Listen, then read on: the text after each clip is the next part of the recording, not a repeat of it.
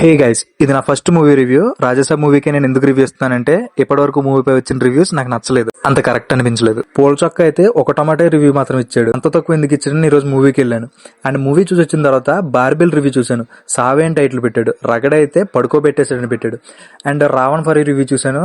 అతను అయితే ఏదేదో మాట్లాడుతున్నాడు, ఇంటర్సెప్టర్ అంటున్నాడు, ఏదేదో అంటున్నాడు. అసలు మూవీకి వీళ్ళు ఇచ్చే రివ్యూలకి సంబంధమే లేదు. అసలు మూవీలో నెగిటివ్స్ పాజిటివ్స్ మనం మాట్లాడుకుందాం. మూవీ జానర్ వచ్చేసి హారర్ కామెడీ అన్నారు. ఫస్ట్ నెగిటివ్స్ గురించి మాట్లాడతాను. ఈ మూవీస్ లోని నాకు మూవీలో నచ్చింది ఏంటంటే ఫస్ట్ సాంగ్, ఆ సెట్ అది నాకు నచ్చలేదు. ఎందుకంటే రెబల్ హుడ్ వేరు, రెబల్ హుడ్ కి మ్యాచ్ అవ్వలేదు అసలు. అది మారుతి రొటీన్ టేకింగ్ అనిపించింది. అండ్ ఇదే ఫస్ట్ హాఫ్ లో ఎక్కువ ఫిల్మ్ సెట్స్ లో కనిపించింది. అది బయట తీసేది కూడా మనం ఫిల్మ్ సెట్స్ లో తీయడం వల్ల ఒరిజినాలిటీ మిస్ అయింది. తమన్ మ్యూజిక్ వచ్చేసి పర్లేదు అనిపించింది, మరీ మంచిగా కొట్టాడని చెప్పలేం. సెకండ్ హాఫ్ లో సత్యాని కామెడీకి యూజ్ చేసుకోలేదు. సప్తగిరిని ప్రభాస్ సీన్ అయితే కామెడీ వర్కౌట్ అవ్వలేదు. మన రొటీన్ ప్రేమ కథా చిత్రంలో చూసినట్టు ట్రై చేశారు, కానీ అది వర్కౌట్ అవ్వలేదు. మెయిన్ మూవీలో హర్రర్ లేదు. ఇది ఒక main back drop of the movie అనొచ్చు. అండ్ ఇప్పుడు మనం పాజిటివ్స్ ఆఫ్ ది మూవీ కోసం మాట్లాడుకుందాం.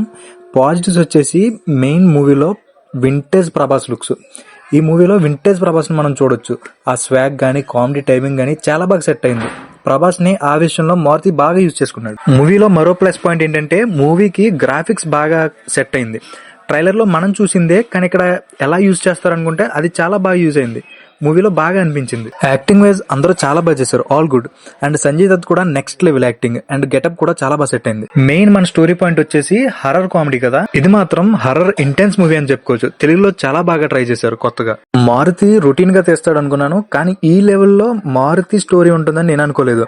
ఈ లెవెల్లో మారుతి మాత్రం ఎక్సలెంట్ అని చెప్తాను. ఈ మూవీ ఒక సైకలాజికల్ హిప్నటైజ్డ్ మూవీగా మంచి గుడ్ అటెంప్ట్ అని చెప్తాను. ఎందుకంటే ఒక ట్రాన్స్ లోకి తీసుకెళ్తుంది. నువ్వు మూవీలో సరిగ్గా చూసావంటే ఒక ట్రాన్స్ లోకి వెళ్తావు. 3 hours ఉండే మూవీ బోర్ అనిపించలేదు నాకు. ఒక ఇంటెన్స్ డ్రామా ఎలా ఉండాలో అలానే టేక్ ఆఫ్ చేశారు.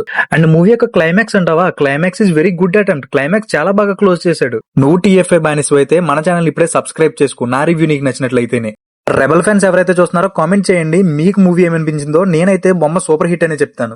మన ప్రభాస్ అన్న మూవీస్ అన్ని చూసుకుంటే ప్రభాస్ అన్న అన్ని టైప్ ఆఫ్ జోనర్స్ ని టచ్ చేస్తాడు. అలానే ఇది కూడా చేశాడు. రివ్యూ చూసి ఆగిపోకండి అబ్బా, నువ్వు థియేటర్కి వెళ్ళి మూవీ చూడు. నీకేమనిపించిందో కామెంట్ చేయి. Thank you for watching.